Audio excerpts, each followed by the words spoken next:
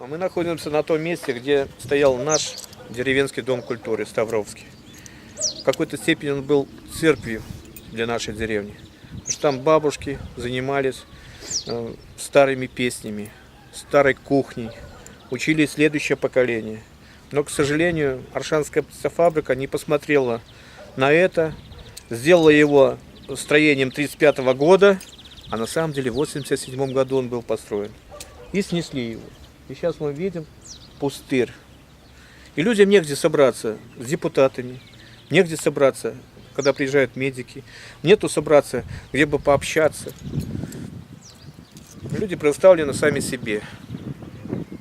Таким образом уничтожается класс деревенской самобытной культуры.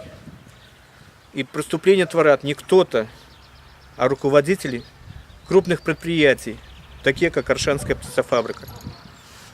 Сегодня состоялось судебное заседание, где судья Архипова отказала в жалобе, которую я подала как старейшина от своих деревенских людей.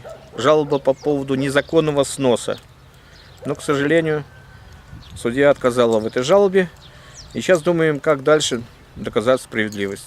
В конечном итоге, первый бой мы проиграли, но основная битва за наш деревенский дом культуры еще впереди.